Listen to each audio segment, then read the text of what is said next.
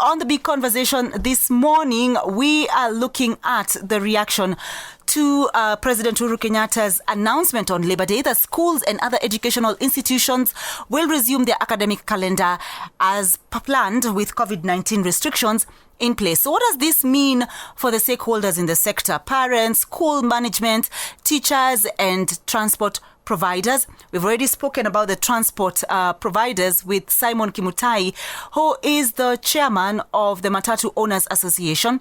And right now we want to get to the parents and learners as well. The president announced on Labor Day that schools and other educational institutions will resume their academic calendar as planned with COVID-19 restrictions in place. So we want you to be part of this conversation, and there's so many ways you can do that. On Facebook, KBC English Service, Twitter at KBC English, and on text 20154, start with the word English. Now, Nicholas Maiyo, chairman of the National Parents Association, is live in studio with us for the show. Before we get down on the conversation, let's listen to what the president said, the president's announcement on resumption of learning. All our educational institutions in all levels of learning shall reopen in accordance with the calendar issued by the Ministry of Education. Fellow Kenyans, we have instituted these restrictions with no joy. However, as a government with a responsibility and the mandate to protect the lives of Kenyans, we must fully acknowledge that that responsibility that is bestowed upon us calls for action to secure the lives of our people. Well, Mr. Maiyo, my goodness, where are my manners? Welcome to the show, Mr. Maiyo. Thank you. Now, what did you make of the president's announcement on Labor Day? Thank you so much, Julia, for having me in the studio. I think the president announcement actually was good on our side as parents, because we want our children to finish up our calendar of the year 2020. Remember, when we open school on 10th May, it will be a third term for us in the year 2020. So the calendar actually has been crash program. So most parents welcome the idea of the president opening schools as scheduled. What's been the impact of this deadly third wave of COVID-19 in the education sector? Actually, the worry has been the preparedness in our schools, because most parents would want children to be safe. I know we believe as parents that schools are more safer than even our homes, because we are not at home all the time. Our children are always at home alone. Maybe because we have to work, we have to go look for school fees, look for food. So we usually leave them alone at home. So we prefer when somebody is taking care of them, that is the teachers in school. So all the parents believe that schools are safer than our homes. Number two, we would like the guidelines that were given out by the Minister of Health to be adhered to, because those are the safety measures that will keep our children safe in school. You were a key figure during the consultations led by CS Professor Magoha last year as we debated whether to open schools or not in the face of the pandemic. Are you holding similar discussions this week to guide all stakeholders? Most probably we are in agreement as stakeholder. We engage with the teachers, that is the principals, and private schools associations, primary schools heads associations, and we are all in agreement that this year, this time with this third wave, we are calling upon the Ministry of Education and the government to see to it that our teachers are vaccinated before reopening of schools.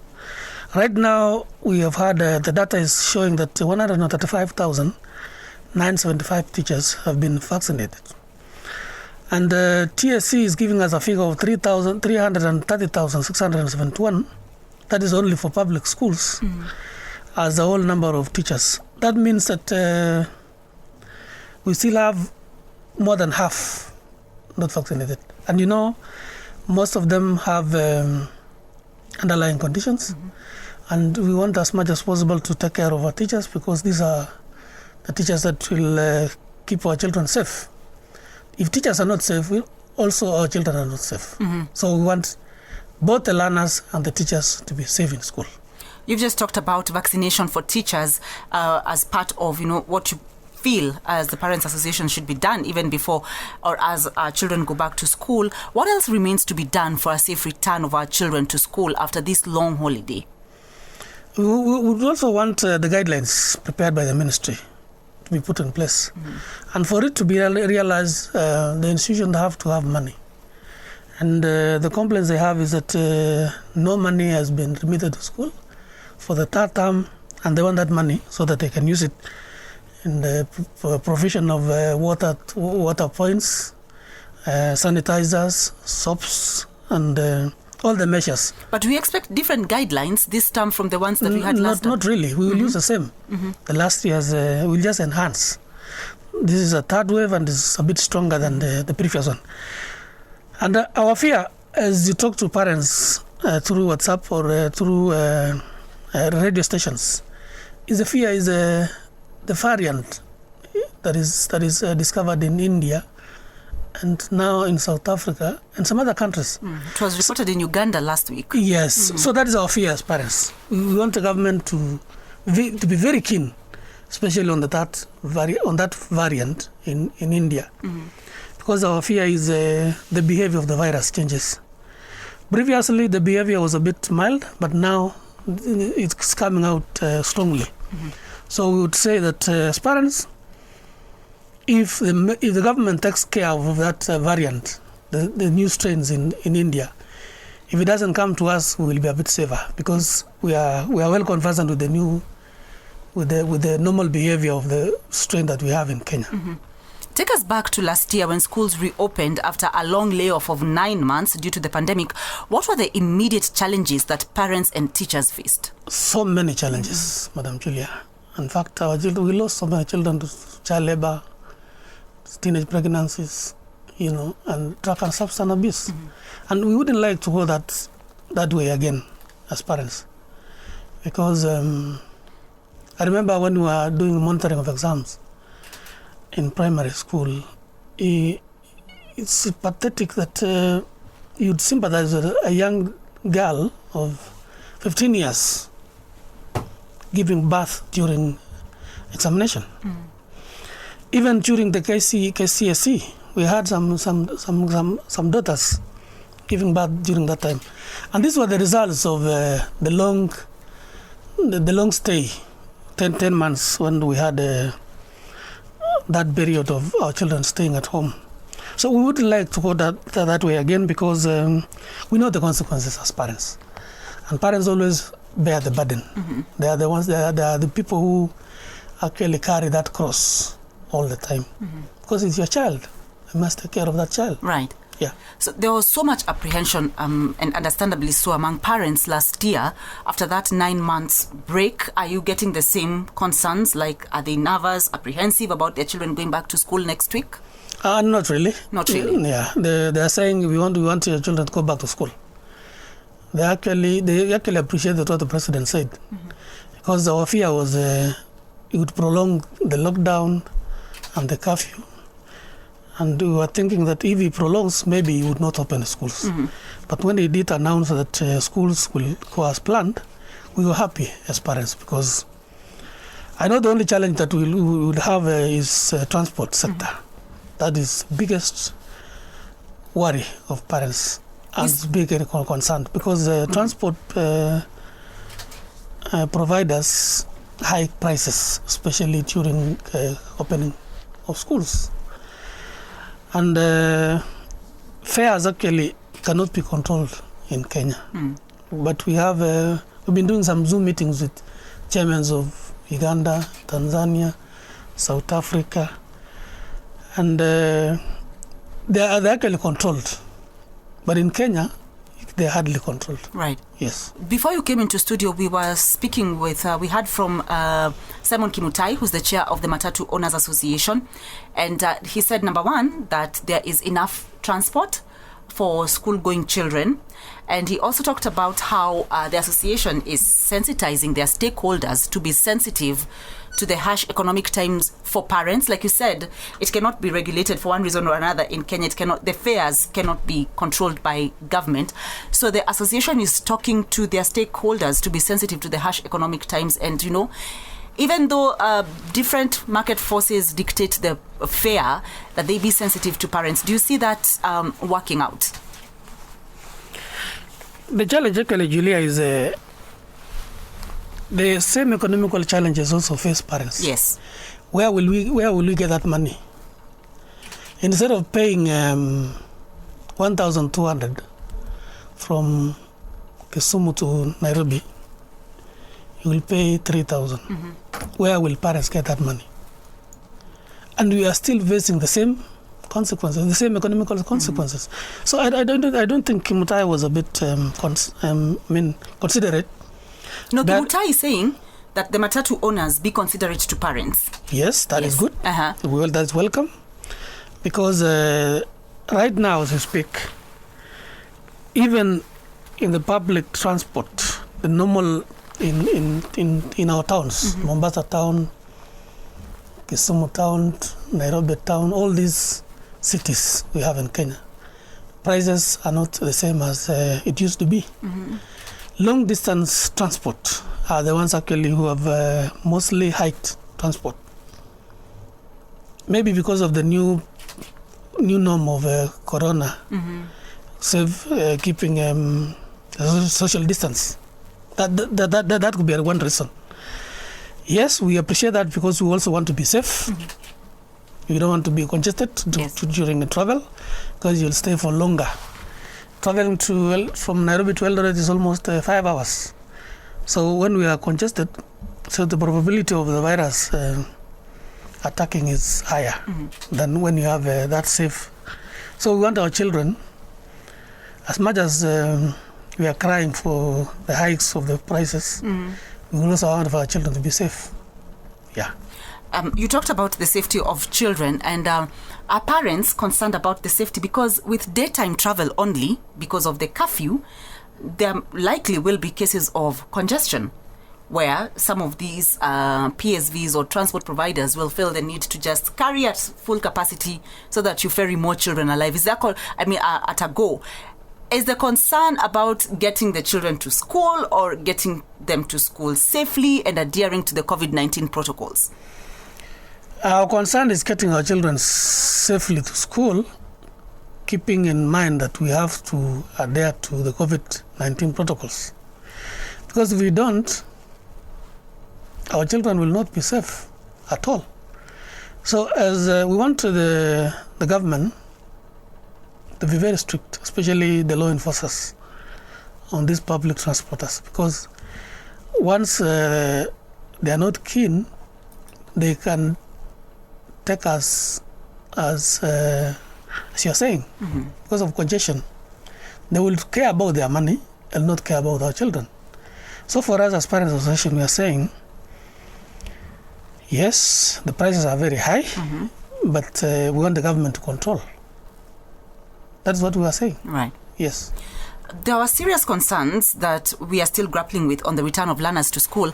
Many have been reported to have disappeared without a trace during that long break. What attempts is your association making to help the government get these children back to school? Yeah, we are working with other friendly partners and donors to bring back our children. It's school called school retention. And last week we were in talks with some partners, especially UNICEF, and we are now making plans mm-hmm. to use the Nyumba Kumi initiative. We use administration, the chiefs, to see to it that all our children are back to school, because they are worried. Mm-hmm. Those who are remaining behind and those who have opted out of school will be a problem to those families. So we want all the children mm-hmm. back to school. Right. Husband is saying, Mr. Maiyo, transport in Kenya cannot be regulated by government because this is a private entity. I think what he's saying is, because I've also thought about this when you were saying that the government regulates the fares. These are private owners who provide a public service. The government does not own these vehicles. So then it cannot tell the owners what to charge, can it? Is it practical to say that government regulates fares? Yeah, if they charge abnormal fares, then they're not considerate. And they're in business not to exploit and take advantage of situations like the COVID-19. And then if they're not willing to be regulated and give at least a fair price, then that means corruption in Kenya cannot be controlled, because that is total corruption. I remember when when Form 4 was closed after finishing their final exams. Yes. Some of our children were caught up on the barriers of curfew before going back to their homes. And the complaint we had that time was the prices. Children came, I remember a girl came from Maiyo girls all the way to Thika. Her mother was waiting her at the barrier, Thika. But she couldn't make it because of the problem of fare. It was changed 3 times. Coming from school to Kisumu, from Kisumu to Nakuru, from Nakuru to Nairobi. Prices are not the same. If there are vehicles all the way, if there are good arrangements all the way from school to maybe a town like Nairobi, yes, that could be fair. And I think it's high time we should meet as stakeholders and find a good solution, especially when we open schools and close schools for our children.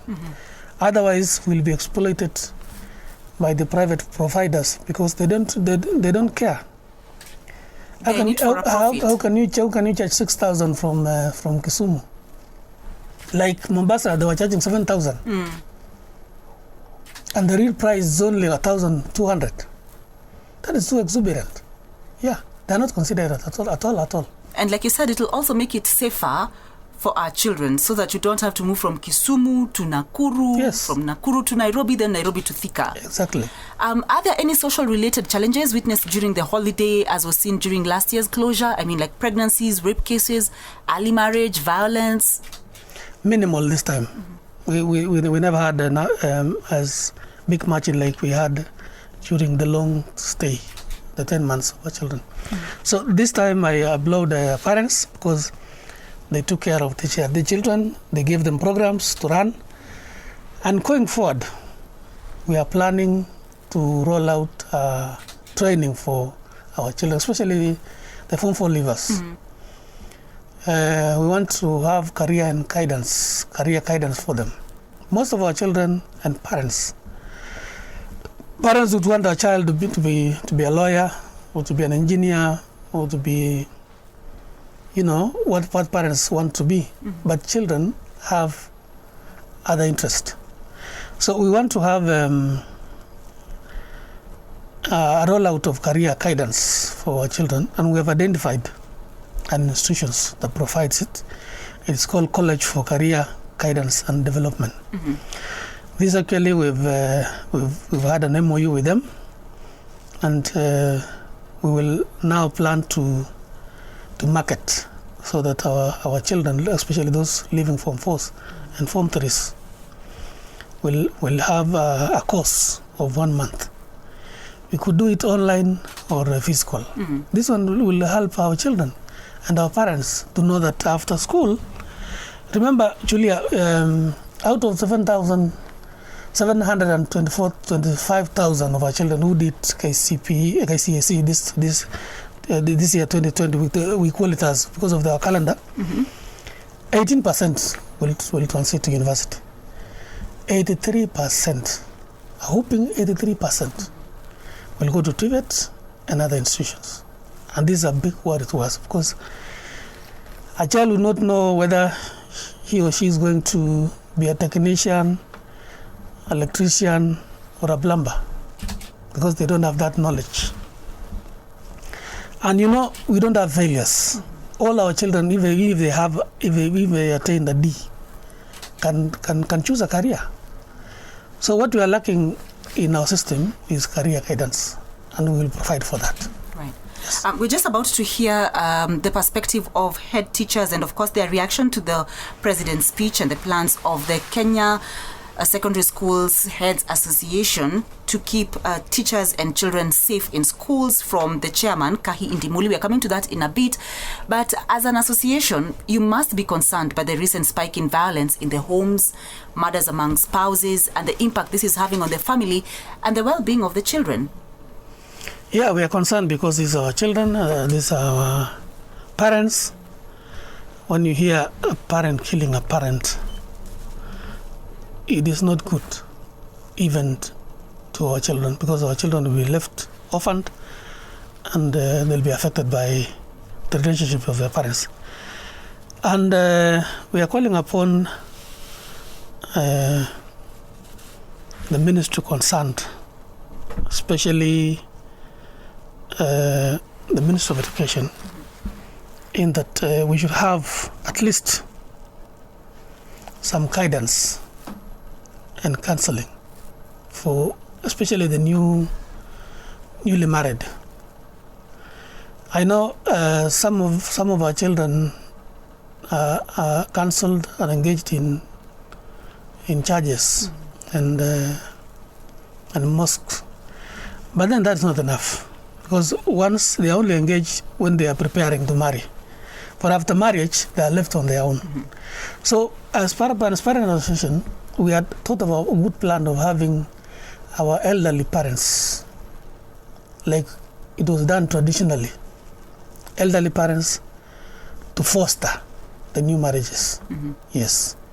Well, this is the big conversation here on KBC English Service, where this morning we are looking at the President's announcement on the resumption of learning according to the school calendar. He made this announcement on Labor Day. My guest in studio this morning is a very good friend of the show, Nicholas Maiyo from the National Parents Association.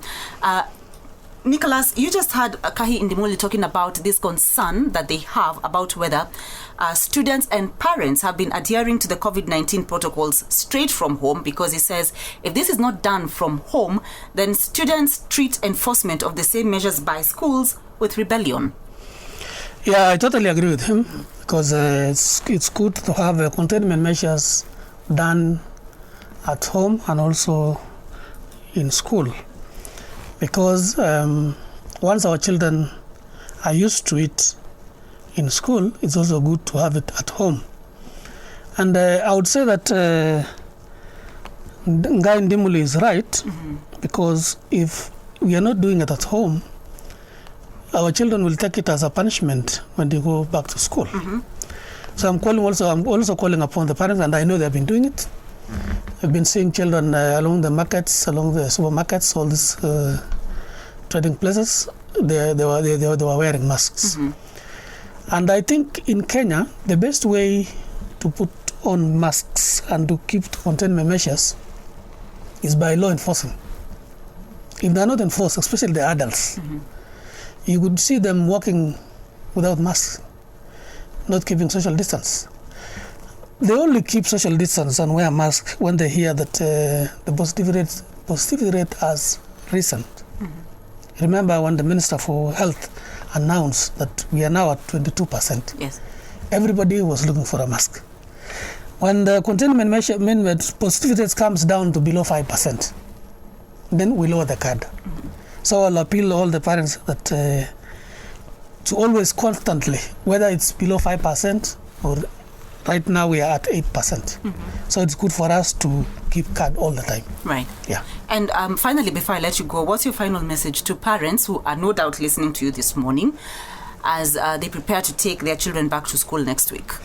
I'll call upon all the parents of this country to release their children to go back to school, because it's our concern as our parents that first and foremost is safety of our children.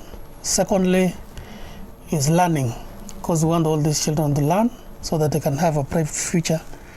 And we also call upon all the parents that those who have not cleared school fees should clear, because they have had enough time to prepare. We call them when we are closing that they should not waste or use their school fees in other ways. In Kenya, we call it Makula school fees. So we want you to take care of that money and use it prudently so that our children will have good environment to learn, because they'll not be sent home all the time by the principals. And lastly, I also want to say that we want to ask the Minister of Education to allow our children to have games. So, it's very hard to control or stop young children from playing. Once in a while, you'll see them running around. Yes. So we want the ministry to see to it that all the teachers, the school management will keep guard and see to it that once in a while they have some play, but controlled with the containment measures in place. Right. Yeah. Thank you very much, Nicholas Maiyo, for coming to the big conversation this morning. That's Nicholas Maiyo from the National Parents Association. He's been live with us on the show.